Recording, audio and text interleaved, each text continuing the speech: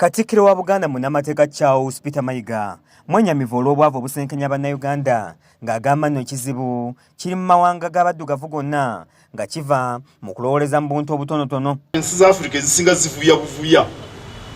Simanyi oba ffe mu Uganda tetukyavuya.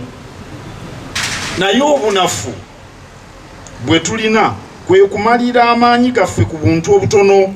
Ono okulaga obwennyamivu buno asinzidde mu bimuli bya Bulange Mengo bw'abadde atikkula oluwalo okuva mu bannakampala abakiise embuga olwaleero. Nachava danafe tukikumenga. Katikkiro agamba nkyenyamiza nga wakyaliwo abantu abeewaana nga bwe bakulaakulanye ate ng'ebyalo gye bava wakyaliyo abaana abatambuza ebigere nga kana akabonero kalaga obwavu obukyaliwo. Oba ogenze Karamojjo oba Busoga oba Akyoli oba Nkole oba Kigezi ndaba bwavu bwereere.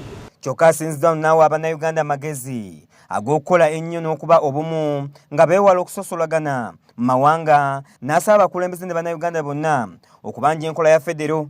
Tubanje federo nga bwe twerwanako. Tobeeranga obanja n'ogaana okukola kubanga osuubira okukusasula gw'obanja ayinza obutakusasula onookola otya. Akati emyaka 3 singa twali tuyimiridde ku federo singa n'embuga eno tetulema okulabirira kuba tennaba kujja. N'abakulembeze abalala balaze engeri Obuganda gye buzze bwewaayo mu kwekulaakulanya nga minisita wa Kabaka wa gavumenti ez'ebitundu Joseph Kawuki bw'annyonnyola. Era twagobereranga buli ebigenda mu maaso nga byonna biwa essuubi. Abamu ku bannamakolero babotodde ekyama eky'okusiga ensimbi mu Uganda nga no kiyambako abasuubuzi okutumbula omutindo gw'ebyamaguzi byabwe. Okukola emirimu gyaffe mu Buganda oba mu Uganda kirina kye tutwongeddeko kubanga products zaffe abantu bazaagala. So bwe banga bazaagala ne bazinywa kiba kirungi ne mutambulira wamu ne balaba nti ekkubo gy'oli mugolokofu. Kizza Peter yakusakidde eggulire lino Crackers TV agaleero.